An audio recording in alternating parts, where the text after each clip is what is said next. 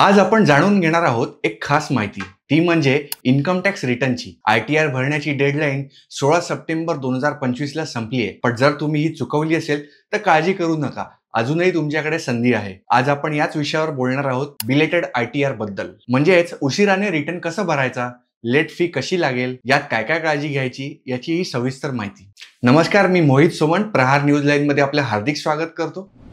तुमची ITR भरण्याची deadline चुकली, अजिबात घाबरू नका। तुम्ही बिलेटेड ITR भरू शकता, म्हणजेच ठरलेल्या तारखेनंतर तुम्ही तुमचा रिटर्न फाईल करू शकता। आयकर कायद्याच्या कलम 139(4) अंतर्गत रिटर्न फाईल तुम्ही करू शकता। आणि हो, आर्थिक वर्ष 2024-25 साठी तुम्ही 31 डिसेंबर 2025 पर्यंत हे रिटर्न आता भरू शकणार आहात। मात्र त्यासाठी थोडी लेट फी तुम्हाला द्यावी लागेल। बरं, आता तुम्हाला प्रश्न पडला असेल की लेट फी भरायची तर किती? तर ऐका, जर तुमचं वार्षिक उत्पन्न 5 लाखापेक्षा कमी असेल तर तुम्हाला फक्त 1000 रुपये लेट फी भरावी लागणार आहे। पण जर तुमचं उत्पन्न 5 लाखापेक्षा जास्त असेल तर 5000 रुपये दंड भरावा लागेल। आणि हो, जर तुमच्यावर काही टॅक्स थकबाकी असेल तर त्यावर कलम 234A अंतर्गत व्याजही भरावं लागेल। दुसरं महत्त्वाचं म्हणजे तुम्ही ऑनलाईन इन्कम टॅक्सच्या वेबसाईटवर जाऊ शकता, रिटर्न भरू शकता। मात्र 31 डिसेंबर 2025 पूर्वी भरलं नाही तर आणखी शुल्क भरावं लागणार आहे। त्यामुळे लवकरात लवकर रिटर्न कसं भरता येईल हे फायद्याचं असेल। जर तुमचा टॅक्स बाकी असेल तर त्यावर प्रत्येक महिन्यासाठी किंवा त्याच्या काही भागासाठी 1% दराने व्याज आकारलं जातं। तसेच करदाते बिलेटेड ITR च्या माध्यमातून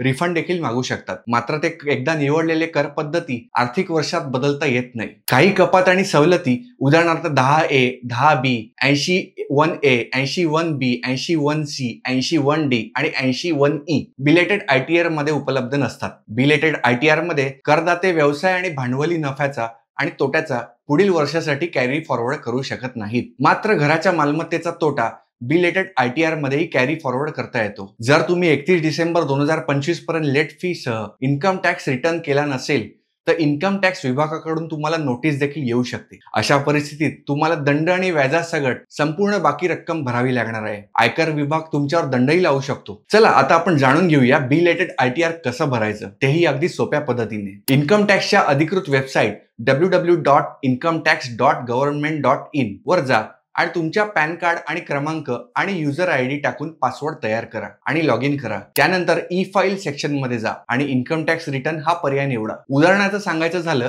तर ITR 1 किंवा ITR 2, मग संबंधित मूल्यांकन वर्ष 2025-26 निवडा। त्यानंतर फायलिंग सेक्शन मध्ये जा। 139(4) अंतर्गत मुदतीनंतर दाखल केलेलं बिलेटेड रिटर्न हा पर्याय निवडा। त्यानंतर तुमचं उत्पन्न, कपात आणि इतर माहिती नीट आणि व्यवस्थित भरा। ही माहिती पुन्हा एकदा तपासून पहा। हे झाल्यानंतर 1000 किंवा 5000 रुपयांची लेट फी देखील जोडा। आणि हो, सर्वात महत्त्वाचं म्हणजे फॉर्म तपासून सबमिट करा आणि पेमेंट प्रक्रियाही पूर्ण करा। त्यानंतर ई व्हेरिफिकेशन किंवा फिजिकल व्हेरिफिकेशन करून प्रक्रिया पूर्ण करा। सगळ्यात महत्त्वाचं म्हणजे तुमचं रिटर्न नीट तपासा, चुकीची माहिती टाळा, नाहीतर नोटीस येऊ शकते। दुसरं, जर तुम्हाला रिफंड हवा असेल तर बिलेटेड ITR मध्ये रिफंड मिळू शकतो। पण बिलेटेड ITR भरल्यावर ठराविक तोटे देखील पुढील वर्षासाठी कॅरी फॉरवर्ड करता येत नाहीत। तर मंडळी, आता तुम्हाला कळलं असेल की बिलेटेड ITR म्हणजे काय, ते कसं भरायचं। आणि एक गोष्ट लक्षात ठेवा, ती म्हणजे उशीर झाला तरी चालेल, पण रिटर्न भरणं विसरू नका, नाहीतर जास्त दंड आणि व्याज देखील द्यावं लागेल। जर तुम्हाला याबद्दल अजून काही प्रश्न असतील तर इन्कम टॅक्सच्या वेबसाईटला नक्की भेट द्या किंवा तुमच्या चार्टर्ड अकाउंटंटशी संपर्क साधा। तेव्हा संधी आहे, सोडू नका आणि निश्चित राहा। माहिती आवडली असेल तर कमेंट्समध्ये नक्की कळवा आणि अशाच नवनवीन व्हिडिओ पाहण्यासाठी लाईक करा, शेअर करा आणि सबस्क्राईब करायला विसरू नका। धन्यवाद।